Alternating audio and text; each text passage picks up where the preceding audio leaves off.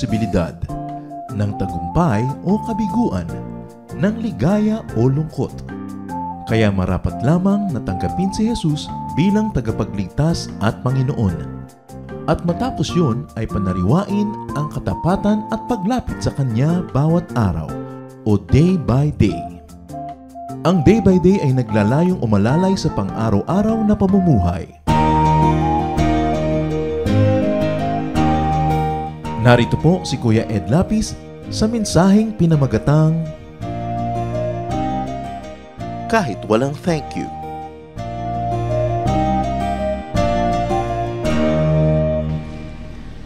Sa mga panahon po ngayon na ang mga manggagawa ay puro mga privileges ang laman ng isip at puro bakasyon, in this age obsessed with workers' rights and perks, it can be very interesting to review what the Lord Jesus says about work and about workers. Ang ating pag-aaral po ngayon, pinamagatan natin Kahit Walang Thank You, Servanthood According to Jesus. Salamat po do aming Diyos dahil kayo ay nananahan sa aming puso. Salamat po dahil napakabuti niyo sa amin at binigyan niyo na naman kami ng isang araw ng extension ng buhay. Salamat sa kagalakan na aming natatamo sa pagsamba sa inyo, Panginoon, sa pagpapagaling niyo sa aming mga karamdaman, pagpapalakas niyo ng aming loob, sa mga pag-iingat niyo sa aming mga mahal sa buhay at mga ari-ariang sa inyo rin nagmula. Sa lahat, Panginoon, ng inyong mga ipinagkakaloob, binabalik po namin na ipapuri, pasalamat. Kinikilala namin kayo ang tunay na nagbibigay sa amin ng lahat ng mabubuting bagay. Sa sandaling ito, humihingi kami, Panginoon, ng kapayapaan sa aming puso. Ano man ang magiging sadlang upang kami ay makinig ng iyong salita at mapagpala, aming iniwawaksi, sinusuko. Humihingi kami, Panginoon, sa inyo ng isang mayamang pagtuturo.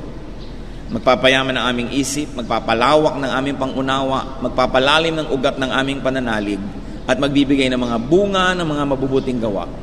Nawa, Panginoon, na yung mga salita, kapulutan namin ng aral, maituwid ang aming mga kalikuan, maliwanagan ang aming mga kadiliman, at mapalakas ang aming mga kahinaan. Aming Ama, kayo po ang maging tagapagsalita, gamitin niyo lang inyong lingkod na daluyan na yung pagpapala. Bless us all, lift up your name, protect us from all work of evil men and evil spirits, sit on your throne of power, and dispense blessings to your people. In the name of Jesus our Lord, we pray. Amen. Kahit walang thank you. Luke 17:7-10. It is the Lord speaking. Suppose one of you had a servant plowing or looking after the sheep. Would he say to the servant when he comes in from the field, "Come along now and sit down to eat"? Would he not rather say, "Prepare my supper, get yourself ready, and wait on me while I eat and drink. After that, you may eat and drink"? Would he thank the servant because he did what he was told to do?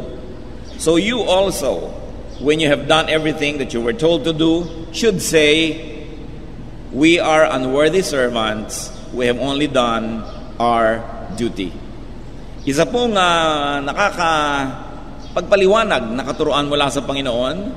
Sabi niya, kung kayo ay mayroong katulong, meron kayong empleyado, meron kayong tagapaglingkod na nagbubungkal ng lupa at nag-aalaga ng mga tupa, at siya'y umuwi na sa loob ng inyong bahay, ano ba ang sasabihin mo bilang isang employer o amo? Sasabihin mo bang, halika na, umupo ka na dito at hahain na kita at kumain ka na? Hindi ba't ang sasabihin mo bilang amo natapos ka na mag-alaga ng mga tupa, nakapagbungkal ka na ng lupa, bueno, magluto ka na dyan, maghain ka na, magbihis, ihanda ang iyong sarili, at paglingkuran ako at ako'y kakain na. At matapos yan, ikaw naman ay dumulog at kumain din at uminom. Pasasalamatan mo ba ang iyong katulong na gumawa ng lahat ng yan? Sabi ganyan, kayo man, isipin nyo ang ganyang mga bagay, na matapos yung magawa ang lahat ng ipinagagawa sa inyo, ang susunod yung sasabihin ay, kami po yung mga di karapat-rapat na mga utusan. Ginawa lang po namin ang dapat naming gawin o ang aming tungkulin. At nawa ipaunawa sa atin ng Espiritu ng Diyos ang kahulugan nito sa ating buhay ngayon. So, tingnan po natin, who was the audience? Sino ba yung tagapakinig? Sino ba talaga yung tagatanggap nitong itinuturo ng Panginoon? It was the Lord's disciples, ang kanyang mga tagasunod. Therefore, God's servants, God's workers. Yan po ang tunay na dapat makinig ng mensaheng ito. The Lord's disciples, God's servants, God's workers. And what was the topic? The topic was a servant's duties. Mga tungkulin ng isang naglilingkod. Tungkulin ng isang empleyado o isang katulong o isang alipin. At ito po ay pagbubungkal ng lupa at pag-aalaga ng mga tupa. So, nakikita po natin, these are two jobs. Tungkol sa mga hayop at tungkol pa sa mga halaman, so dalawa-dalawang trabaho ang ginagawa nitong pinag-uusapan na lingkod na ito. And then, what other jobs? Cooking and food preparation. Serving at the table. At kailangan pa, properly attired pa siya. When you read the other versions, there is a suggestion na yung get yourself ready, magbihis ka, maligo ka, alam ka namang puro putik yung paa mo at kamay mo, maglilingkod ka dito sa mesa. So nakita po natin yung gawain ng isang lingkod na matapos gumawa ng dalawang trabaho maghapon, magbungkal ng lupa, mag-alaga ng mga hayop, ay uuwi pa siya para magluto, maghain, at paglilingkuran pa niya habang kumakain ang kanyang amo. So this is multitasking, what modern people would call it now, and definitely these are extended working hours. So what is the teaching? To the servant, ano po ang itinuturo ng Panginoon? Expect and be ready to work a lot. Kung ikaw ay naglilingkod, empleyado, ikaw ay katulong, ikaw ay assistant, asahan mo at maging handa ka na magtatrabaho ka ng puspusan, mahabang oras, that you will serve some more and that you will keep on serving because that is your duty. And what else is the teaching to servants? That you should do and give your best service. Na hindi excuse na magpabaya sa mga gagawin dahil maghapon ka na nagtrabaho o dahil marami kang ginagawa. Sabi po nung master dito, get yourself ready. And that includes the attire and the look and the cleanliness of the servant. Isa pa pong mensahe sa mga servants, do not expect to be comforted, entertained, or served. Do not expect to be even thanked by the master. Yun pong tanong sa Luke 17:9, would he thank the servant because he did what he was told to do? The obvious answer is no. At iyan po style ng Panginoong Jesus sa kanyang pagtuturo, magtatanong siya ng mga tanong na obvious ang sagot. And the obvious answer here is no. The master is not even expected to thank the servant. Now, bago tayo magkaroon ng mga misimpressions about the goodness and kindness of the Lord to workers, remember that this is not a message to masters. That this is not a message and an endorsement of the employer's behavior. Ang kausap po dito ay yung mga empleyado, yung mga manggagawa, hindi yung amo. At hindi sinabi dito na approve ang Panginoon na hindi pinapasalamatan ang manggagawa. Hindi sinabi dito na approve ang Panginoon na maghapon ang nagtrabaho, pag lulutuin mo pa, maglilingkod pa. Hindi sinabi yon, sapagkat ang kausap ay yung empleyado. And this is a teaching style of Jesus. In our own little humble way, most of the time, my personal style in counseling is also alongside this. Meaning, binabalansi mo ang issue. So, kung ang nagrereklamo ay servant at ang kausap mo yung servant, ipinagtatanggol mo yung amo doon sa servant para yung mga reklamo niya mabalanse at makita rin niya yung kamalian niya sa pagrereklamo at katamaan noong amo niya na inirereklamo niya. Ngayon, kung nabaligtad naman at ang kausap mo yung amo, ipapakita mo naman sa amo ang kamalian niya sa sobrang niyang, halimbawa ay pagpapagod doon sa kanyang mga katulong at ipapakita mo naman yung punto noong katulong. Sometimes people don't understand this style. That sometimes when I am counseling, for instance, a wife na sobrang marami ang reklamo tungkol sa kanyang husband, I deem it proper to put some balance in the equation before I give counsel. So bibigyan ko ngayon ng katwiran yung asawang inirereklamo niya. At kung minsan sabi niya, Pastor, kampi pa po yata kayo doon sa asawa ko, ako po yung nagsusumbong. Anong gusto mo? Kampihan kita ng kampihan. Sabihin ko, napakasama talaga diyang asawa mo, kawawa ka naman. So ano mangyayari? Nagkampi lang tayo, hindi kita mabibigyan ng balanse. So, kung minsan naman, ang pagbabalanse ay baligtad. Kung sobrang nade-depress itong kaharap mo at nagrereklamo tungkol sa isang tao at may point naman yung reklamo niya, sasabihin mo, oo nga, masyado nga yatang malupit ang asawa mo. Kawawa ka naman talaga. Kasi the discernment mo, kung ano ang kailangan niya at dapat niyang marinig, yun ang ibibigay mo. Kaya kung minsan naman, merong mag-asawang nung nagkasundo, akala pa pinagkakagalit sila ng pastor. Sabi, akala mo, yung pastor na yan, nung isinusumbong kita, oo nga daw, masama ka, sobra ka. Talaga? Nung kausap ko yan, ikaw naman daw yung masama eh. So pinag-aawayin niya tayo. Bakit naman kayo pag-aawayan ng counselor? Pero kadalasan, ang tao, kung anong kailangan niyang marinig para magkaroon siya ng balanse, at kung balanse na siya ay magkaroon ng pag-iisip na malinaw, at saka palang tatanggap ng tamang payo, yun muna ang ginagawa ng counselor. Ay, hindi po ko konti yung mga ganyan. Meron pa nga mga pamilyang nag-aawayan, papayuhan mo, ay talaga yung pamilya B, magulo yan. Hayaan mo na, pagpasensyahan mo na at ganitong gawin mo. Pagkausap mo naman yung B, may kaguluhan talaga yung pamilya A. Hayaan mo na muna, ganitong gawin natin. Mamaya nagkasundo sila, sabi, pinag-aaway pala tayo. Hindi nila nauunawa kung minsan yung counseling technique. Now, this is a technique, I like to think, employed by Jesus here. Hindi niya kinukonsinte ang pang-aapi ng manggagawa. Pero kung manggagawa na nagre-reklamo yung kausap niya at para magkabalanse sa kanyang isip yung buong issue, sinabi niya, ganun talaga, ba't mo aasahang papasalamatan ka, empleyado ka, binabayaran ka para gawin yan, slave ka, ikaw ay worker, bakit mahanap ka ng premyo pag ginawa mo ang tama? Di ba dapat lang gawin mo dahil duty mo yan? So pasalamatan ka at hindi, pasalamat ka at may trabaho ka. So magkakaroon ka ngayon ng kaliwanagan at may isip mong, oo nga naman, bakit ba ako reklamo ng reklamo? At oras na nawala na yung sobrang galit na yan sa iyong puso, handa ka nang tumanggap ng mas mga malalalim na katuruan para maitumpak ang iyong pag-iisip o pamumuhay. So I like to repeat, this kind of sentence is not an endorsement of the employer's behavior. As we can see in other teachings, that the Lord had strict teachings to masters, and that the Lord modeled the virtues of a good master na naguhugas pa ng paa ng kanyang mga disipulo. So huwag po nating bibigyan ng misinterpretation yon. The master's position is a given. It is the context in which the lesson for the servants is applied. So, once for all, this is a message for servants, not for masters. And if we're going to extend it, this is a message for the Lord's servant, for God's servants, for God's workers. At ano po yung message?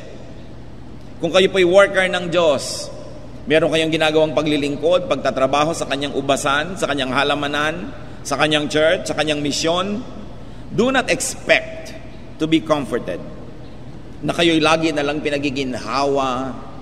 Do not expect to be entertained, na aaliw-aliwin kayo habang kayo ay nagtatrabaho na para mga nagtatanim ng palay na tinutugtugan, kinakantahan para sumaya-saya. Do not expect to be served. Do not expect to be even thanked and celebrated just because you serve the Lord. Just because you serve God and because you serve in God's work. So ang mensahe sa mga manggagawa ng Panginoon, huwag kayong maghanap ng pansin, ng pasalamat, ng award, ng recognition. John 6:68, Simon Peter answered him, Lord, to whom shall we go? You have the words of eternal life. So bakit naglilingkod sila Pedro sa Panginoon? Because the Lord had the words of eternal life. In other words, sa paglilingkod nila sa Panginoon, sila ang nakikinabang sapagkat nakakakain sila ng salita para sa buhay na walang hanggan. So ano man ang hirap at pagod na abutin nila, sila pa ang dapat magpasalamat sa Panginoon, Lord, thank you for allowing me to serve you. Because by following you and allowing me to be near you, we are able to eat the words of eternal life. Ilagay sa lugar ang pag-iisip. Mark 10:28, Peter said to him, we have left everything to follow you. Sa palagay niyo ba naman ay anong iniwan ng Panginoong Jesus para siya ay magturo at magbigay ng kanyang buhay? More than everything. So wala sa lugar ang sinamang lingkod ng Diyos na manumbat, na ako, napapagod ako, nahihirapan ako, namamasahe ako, gumagastos ako, nagtitiis ako, tapos wala man lang appreciation. Nung bang ang Panginoong Jesus ay nakapako sa krus, ni isa may lumapit na sinabing, thank you. At nakita ba natin siyang nagreklamo?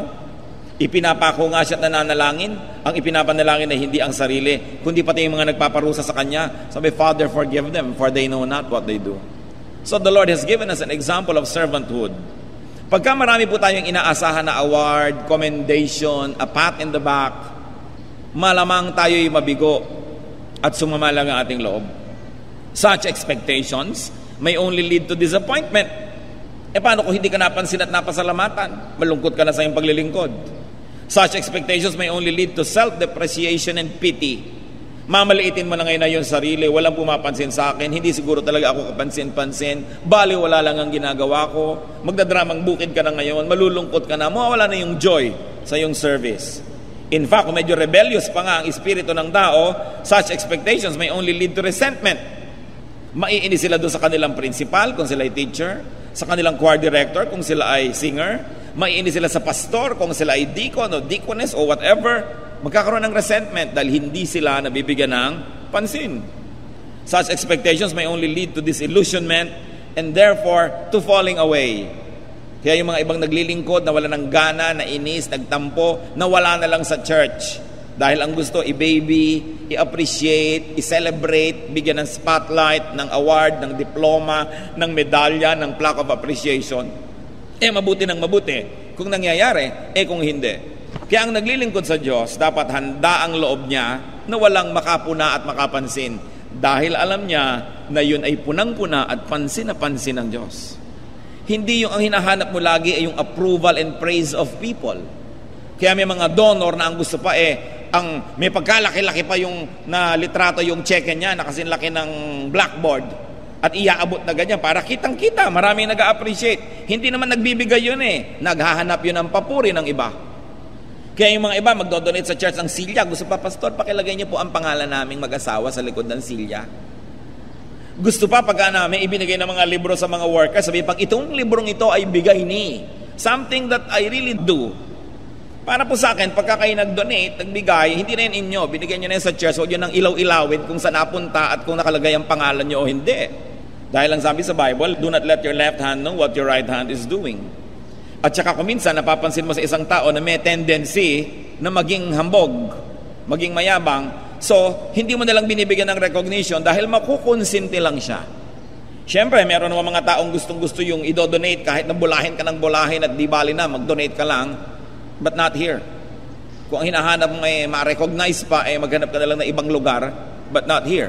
Because I like donors to be anonymous so that they will not be tempted to be proud. Tsaka hindi lang yun, pagka nagdo-donate kayo, nalaman ng iba, uutang-utangan kayo. Protection din sa inyo yan, na hindi na ipinamamalita pa na kayo ang naglagay ng fountain, ng bubong, ng ilaw. Kasi, number 1 kayo sa listahan ng mga mangungutang. It's also a protection. Do you know that one of the nicest things is not to be noticed? Because you can live in peace. Kung maaari lang, asan ang hindi napapansin? Mas tahimik ang inyong buhay. So, serving and then expecting appreciation, or serving because of expectations for recognition may stain the purity of one's service. Namamantsahan lamang ang kadalisayan ng ating paglilingkod kung tayo'y naghahangad at naghahanap na mapansin. Nababaliwala ang kadakilaan ng ating mga layunin kung sobra na tayong napupurit, napapansin ng tao, wala na tuloy kapapuring natira sa langit para sa atin. Pero ano sabi ng Panginoon? Yung mga hindi napapurihan ng tao at lihim ang paglilingkod, ang pananalangin at ang kabanalan ay papupurihan ng Ama. At yan ay higit lalong mas kaibig-ibig. Philippians 2:14-15, do everything without complaining or arguing, so that you may become blameless and pure, children of God without fault in a crooked and depraved generation in which you shine like stars in the universe. So yun daw ang gawin, huwag mareklamo. Expectations of recognition may trivialize one's ministry. Kahit dakila na nga ang ginagawa ninyo, kung lagi naghahanap ng pansin, lumiliit, nababaliwala ang ating ginagawa. Galatians 1:10, am I now trying to win the approval of men or of God? Or am I trying to please men? If I were still trying to please men, I would not be a servant of Christ. So kung ang audience ko pa lang tao, hindi pa rin ako tunay na lingkod ng Diyos. May ginagawa nga ako pero para pala for the consumption of other people so that they will see it and appreciate it, then I am not really serving God. I am serving myself. So that in the process of pretending to serve God, I am elevating myself, then I am really serving myself. Kaya mahalaga na iniisip natin yan.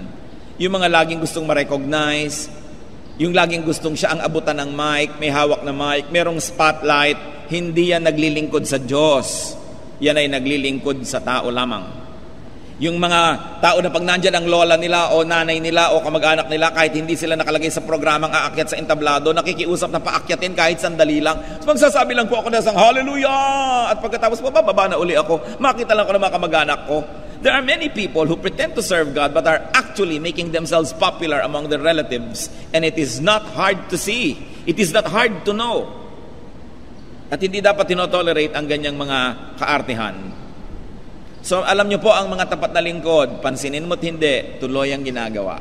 Kasi naglilingkod sa Diyos, alam naman yun ng Diyos. Naalala ko tuloy yung isa naming kamag-anak, nung nabubuhay pa ang tatay ko. May pagtitipon sa aming bahay, dumaan siya sa likod, ang dami niyang dalang pinya. At nasa lubong ko siya. Sabi niya, pinya, ay salamat po. Ibinaba na doon sa kusina, sa likod. Ngayon, nung pagpupunta na siya sa may sala, bigla niyang nasa lubong ang daddy ko. Bumalik bigla sa kusina, binuhat uli ang pinya. At dinala niya hanggang sala, kuya, pinya. Masarap pala, mabuti na yung pinya. So gusto niyang makita ng kuya niya, na pinsan niya, yung pinyang dala niya. Hindi naman siguro masama dahil gusto niyang i-please yung tatay ko. Pero marami sa atin, ganun po ang ginagawa. Gusto mong makita, ma-recognize. Parang baliwala kung basta napunta na lang yung dala mo doon ang walang recognition. No?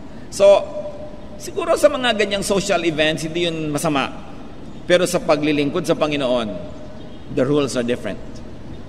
God doesn't want us to glorify ourselves and to call attention to ourselves. So what is a godly servant's attitude? Ano dapat ang tamang kostumbre ng isang makadiyos na lingkod? Yung bang sinasabi niya na, I love God because God first loved me.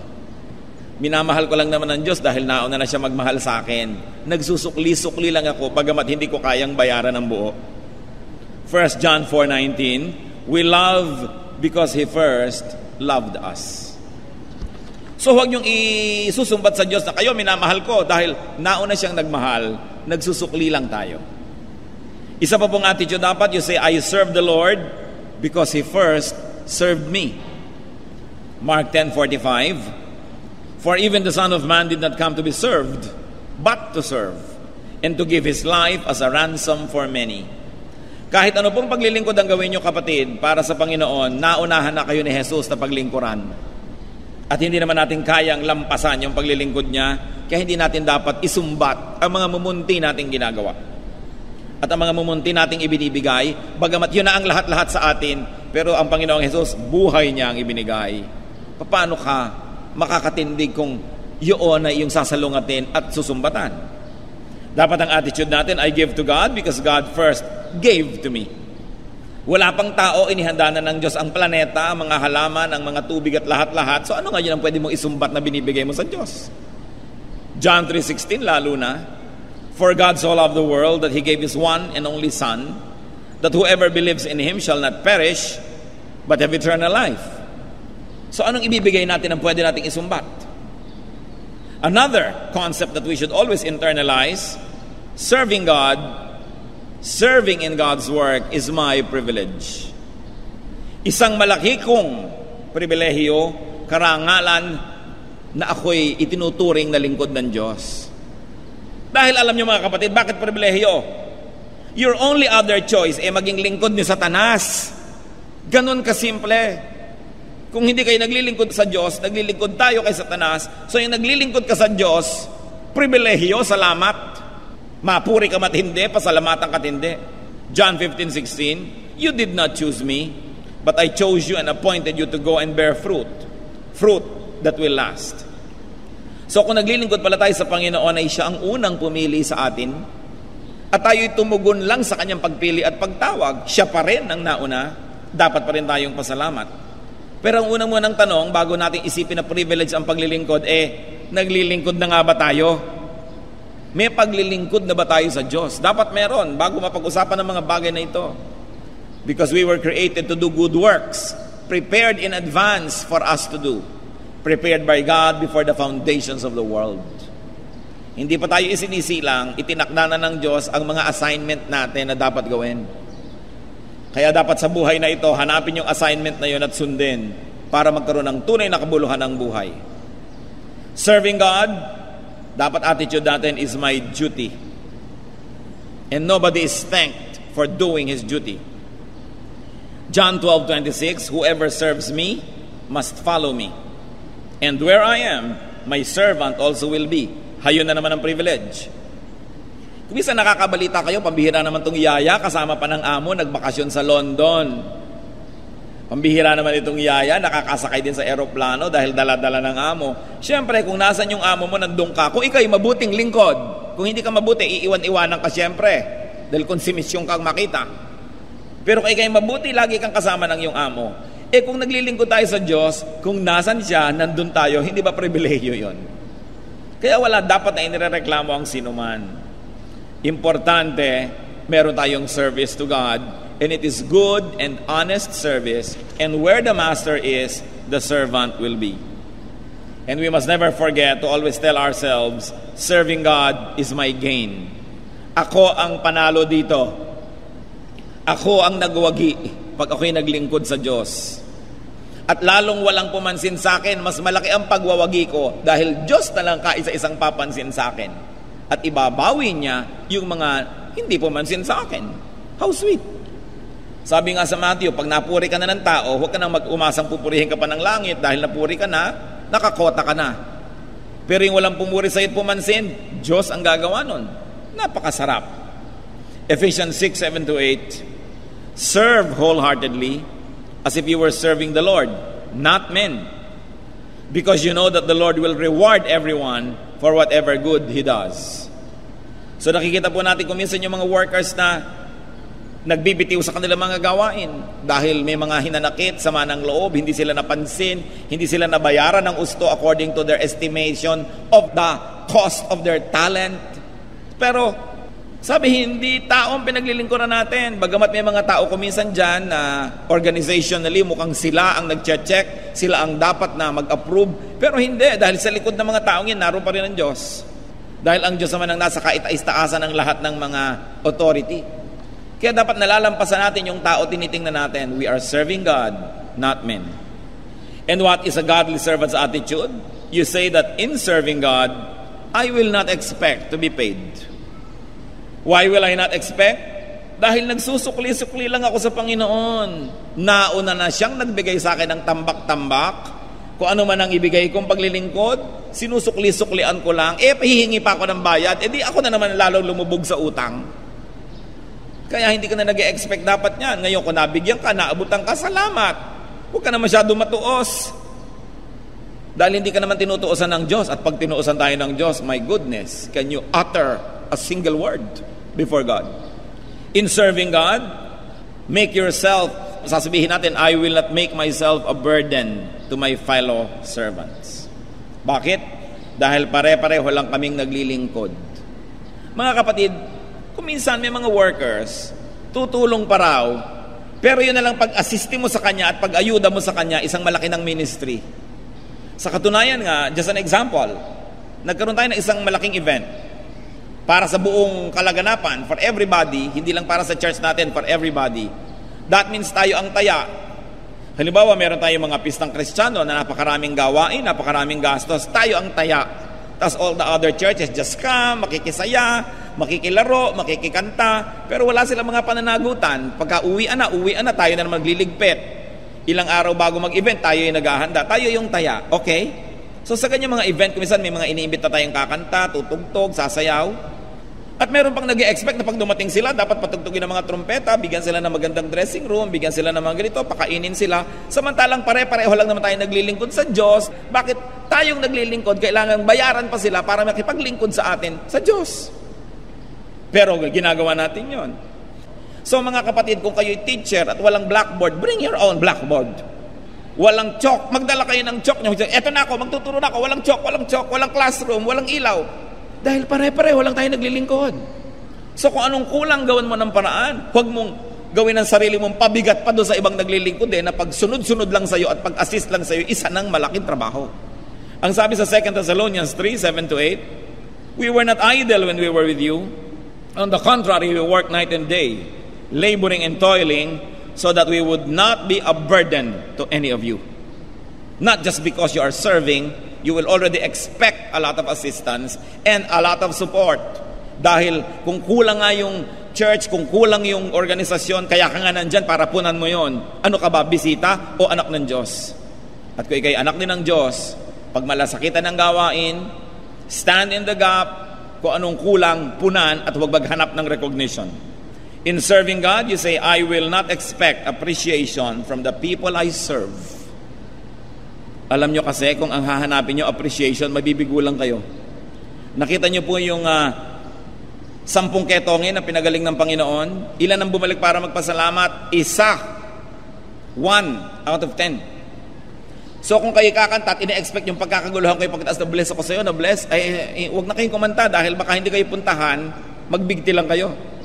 Magtuturo kayo, magba-Bible study kayo, umuulan, bumabaha, tumatawid kayo ng mga masusungit na panahon. Huwag niyong asahan na papasalamatan kayo o bibigyan kayo ng pinya o singkamas. Dahil pag hindi kayo binigyan, anong gagawin niyo? Magluluksa kayo. Paminsan-minsan, may mapagbigay, may appreciative at nakakabuhay ng loob at salamat naman, pero konti yun. Karamihan sa mga anak ng Diyos, they just get and forget. And what do they want you to do? They want you to give and forgive. And they get and forget. Kung ang kausap naman dito, yung ikaw yung kinakantahan, ikaw yung tinuturuan, sasabihin sa inyo, maging appreciative ka naman. Dalhan mo man lang naman kahit kamatsile yung teacher mo para ganahan naman at magkaroon ng konsuelo. Kung nakikita mong gapak-gapak na yung tsinelas, ibili mo naman ng maganda-gandang tsinelas sa Binyang o sa Liliw. Huwag na yung galing China, hindi na naman natin matatangkilik yung sarili natin produkto. Sabihin nyo pa kahit mura. Pag nabasa naman, tanggal na.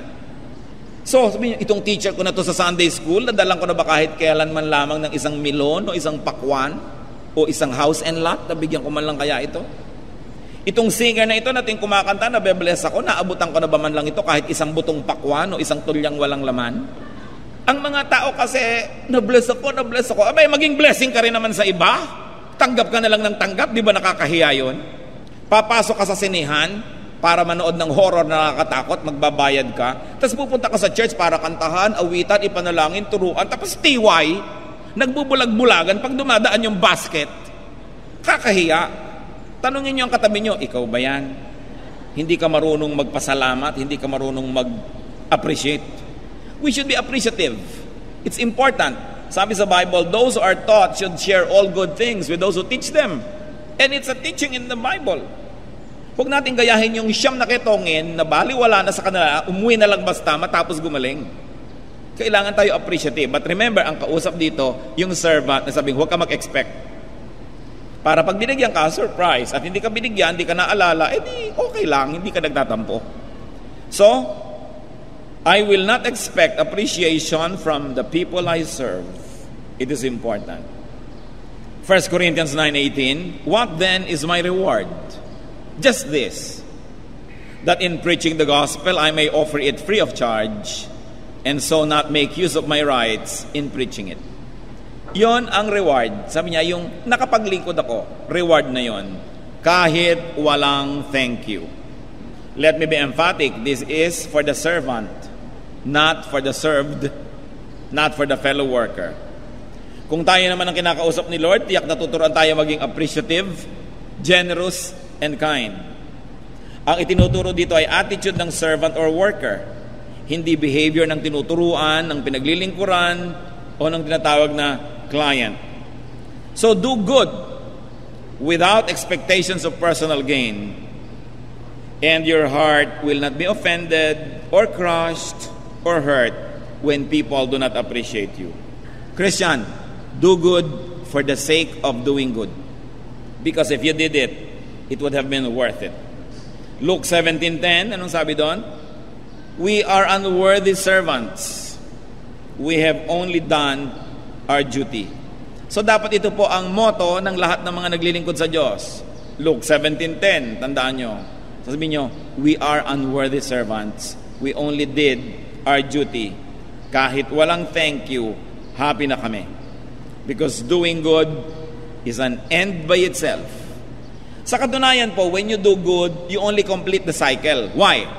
Because God does good to you. No? Nakaikot na ng kalahati. When you do good to others or to God, kasi sabi niya, when you do to others, you do to me. Then you complete the cycle. Because God gives, you give, then na-complete na. Kung humanap ka pa ng bayad o pasalamat o recognition, nakatanggap ka na naman, kulang na naman, meron ka na namang dapat ibalik. So by doing good and not being appreciated or thanked or paid, you have just completed the cycle.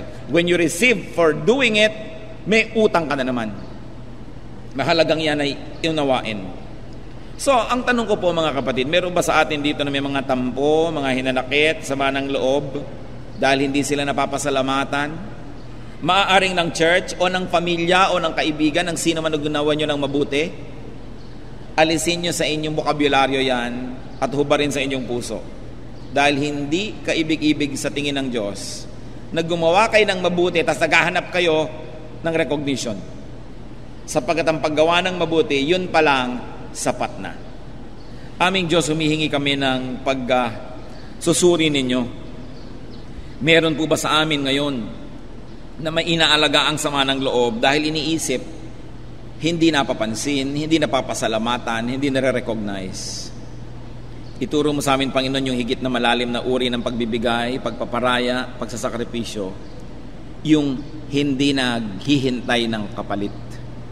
Samantala, Panginoon, kung kami naman po yung nagagawa ng mabuti, turuan mo kami na magsukli, magpasalamat, mag-appreciate.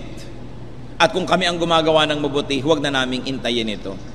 Ito ang nakikita namin, Panginoon, na daan para magkaroon kami ng kapayapaan. Hindi yung kabaligtaran. Kung meron sa aming kalagitnaan ngayon, Panginoon, na hanggang ngayon nag-aalaga ng mga hinanakit dahil ang kanilang iniisip, hindi sila na-appreciate, they are underpaid, overworked. Ituro mo sa amin, Panginoon, yung kahulugan nito sa espiritual na buhay namin. At kung kami naman yung employer, kung kami naman yung may kapangyarihan, turuan mo kami, Panginoon, to pay well, to appreciate well, at nang sa ganon, magkaroon ng balanse ang buhay. Pero higit sa lahat, Panginoon, sa paglilingkod sa inyo, sa paggawa para sa ikaunlad ng iyong gawain dito sa lupa, kung merong kaming mga hinahanap na mga appreciation na hindi namin nakikita, ituro mo sa amin, Panginoon, na ito'y alisin sa aming puso. Yun lang mapaglingkuran ka ay sapat na. Patatawarin mo kami kung kami ay nagkaroon ng mga galit o hinanakit o tampo dahil sa aming paghanap ng pansin. Ituro mo sa amin yung malalim na kahulugan ng matahimik at sikretong paglilingkod sa inyo. Mga kapatid, magbulay-bulay tayo. Kung tayo may mga paglilingkod na sa Panginoon, isipin natin kung paano pa ito pauunlarin nang hindi tumatawag ng pansin sa ating sarili.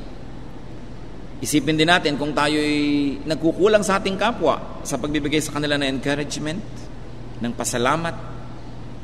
Isipin natin kung ano ang dapat nating gawin para makapaglingkod kung wala pa tayong paglilingkod. Maiksi ang buhay, ipinahihiram lang ang bawat sandali, bigyan natin ng kabuluhan ang paglakad ng panahon. Maglingkod tayo sa Diyos. Makipagniig sa tahimik na paraan sa Panginoon at humingi pa ng mga personal na mga application ng ating mga narinig.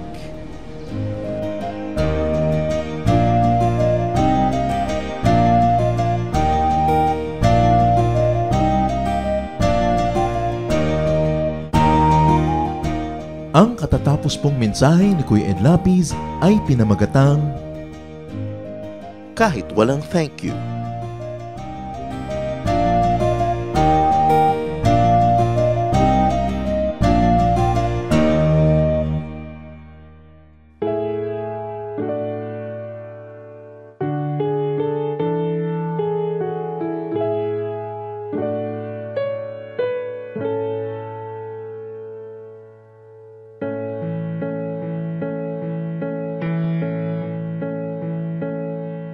Kung aking marinig, banayad mong tinig, paligid may dilim, sa pag-asa'y hitig.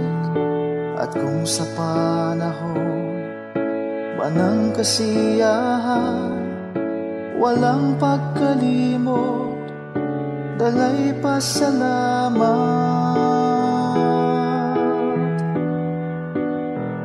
Alay ko ay papuri, damhin mo pagsamba, ang pag-ibig mo sa'kin walang hanggan. Sa iyo kabutihan, buhay ay nakamtan. Pupurihin ka magpakailan pa man,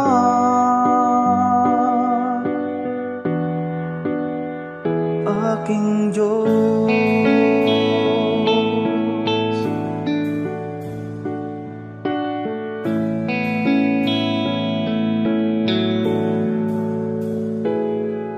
At kung magkaminsan di ka maramdaman, sa puso ko'y tiyak ika'y naririyan. Kahit sa dulo man itong aking buhay, ika'y aking lakas, hindi mangangamba.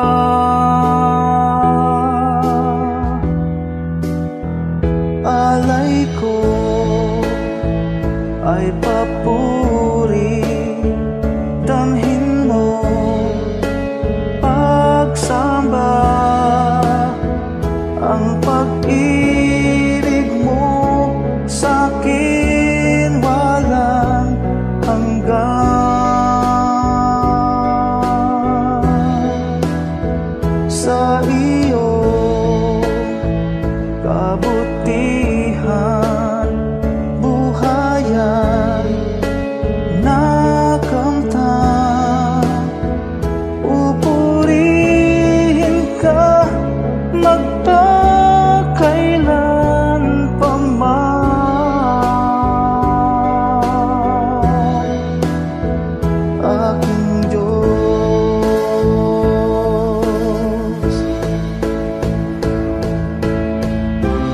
Bawat yugto sa aking buhay,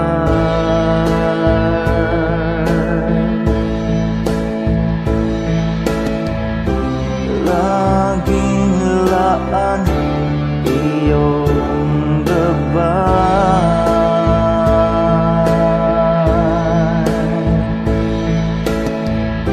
Sa piling mo may tagumpay.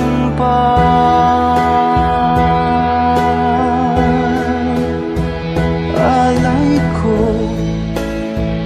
ay papuri, damhin mo pagsamba, ang pag-ibig mo sa'kin walang hanggan.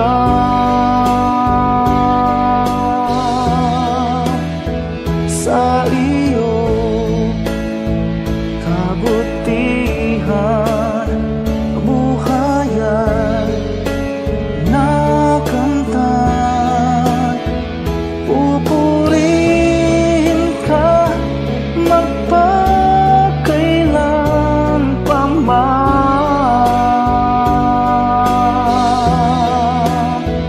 alay ko ay papuri, damhin mo pagsamba, ang pag-ibig mo sa'kin walang hanggan.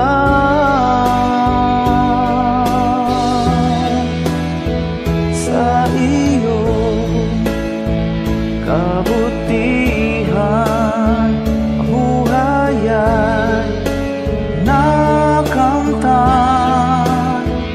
Pupurihin ka magpakailan pa man,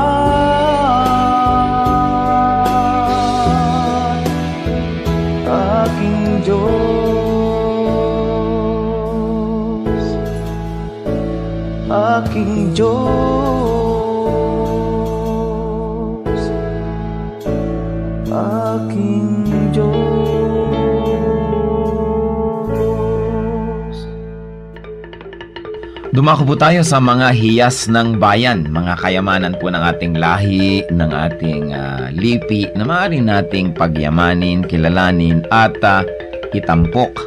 At ito po ay atin ding ipamana sa mga darating pang henerasyon. Ang atin po ngayong itatampok na hiyas ng bayan ay ang ating mga kasabihan. Marami po tayong magagandang mga kasabihan. At bakit po kayamanan ng bayan ang mga kasabihan?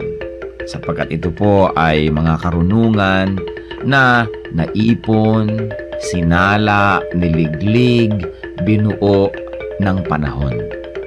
Sa tagal ng ating mga karanasan bilang isang bayan, bilang mga mamamayan, bilang tao, ang ating po mga ninuno ay nakabuo ng mga salawikain na nakabase sa mga mahahaba, matatagal at malalalim na mga karanasan. Kaya dapat lamang namang pahalagahan ng mga kasabihang ito sapagkat hindi naman tayo basta-basta makakaimbento ng kasabihan sa loob ng isang araw o isang linggong karanasan.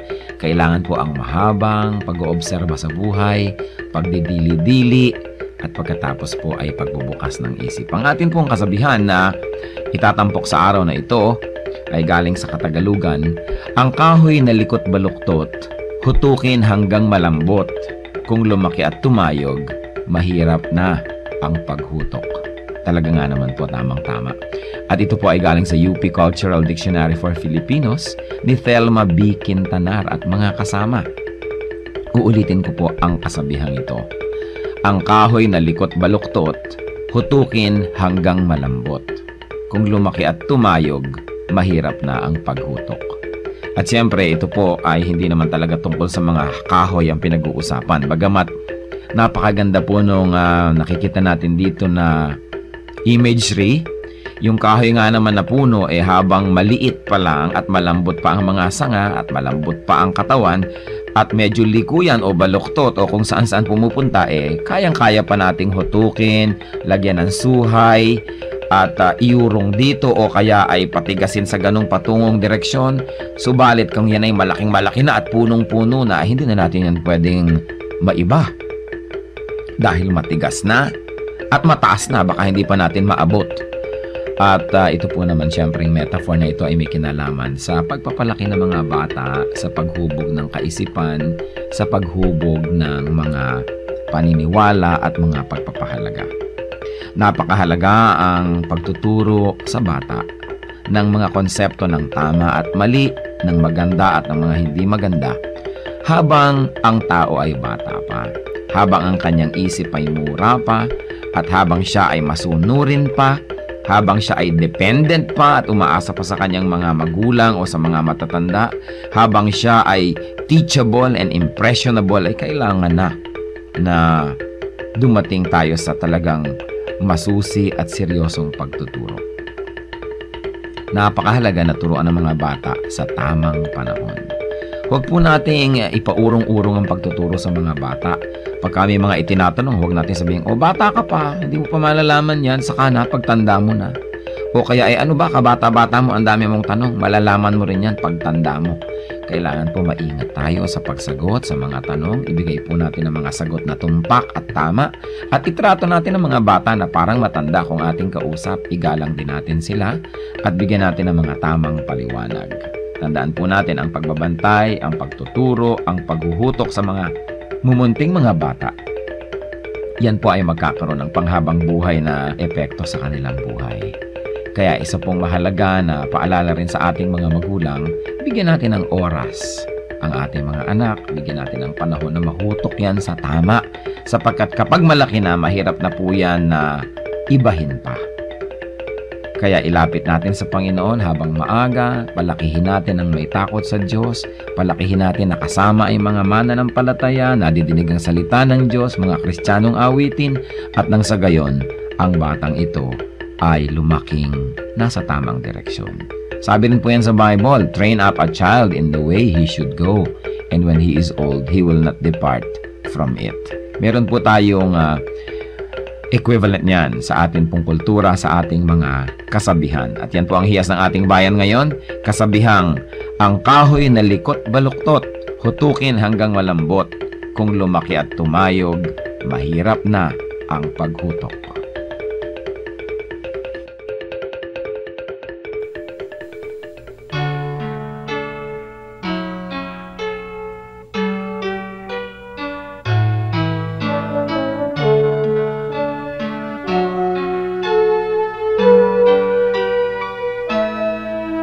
Kahit lagi ang masakit dito sa buhay ko, kahit lagi ang pagluha dito sa buhay ko, sakali man itong aking pamatok, ubod ng bigat, sa tulong mo, Jesus, nakakaya ang lahat.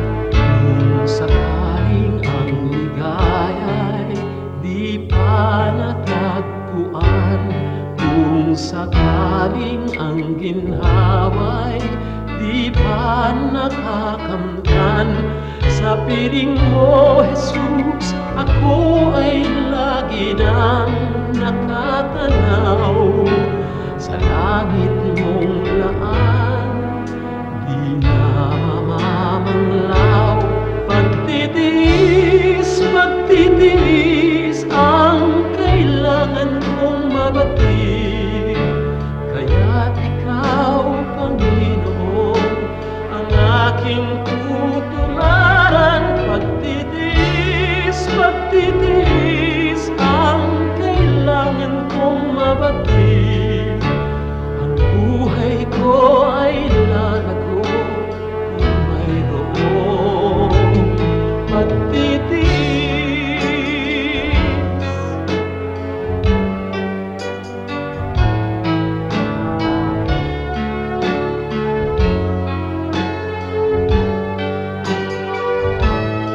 Kung sakaling ang ligaya'y di pa natagpuan, kung sakaling ang ginhawa'y di pa nakakamtan, sa piling mo, Jesus, ako ay lagi nang nakatanaw sa langit mong laan, di na mamamanglaw. Pagtitiis ang kailangan kong mabatid, kaya't ikaw, Panginoon, ang aking tutularan. Pagtitiis ang kailangan kong mabatid, Espiritu ay lalago kung mayroong pagtitiis.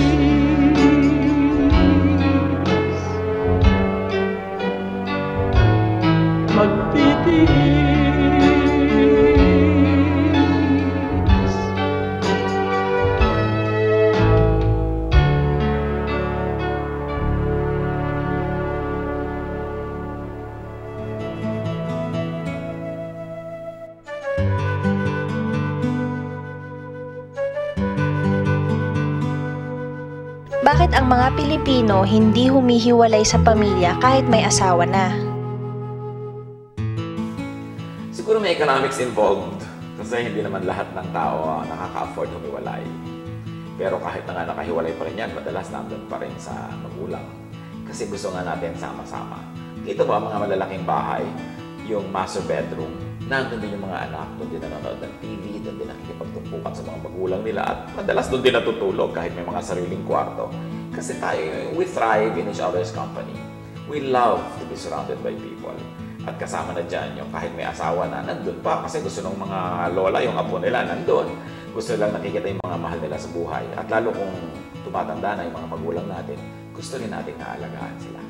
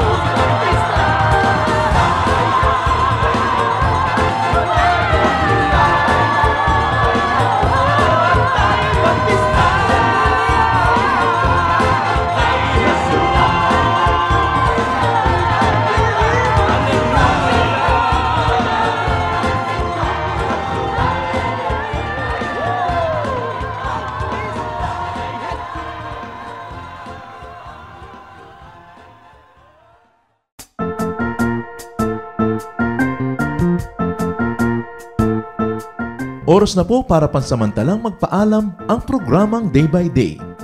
Tayo po'y magsama-sama tuwing ika-6 hanggang ika-7 ng umaga, araw-araw. Magandang umaga po at mabuhay ang Panginoong Hesus!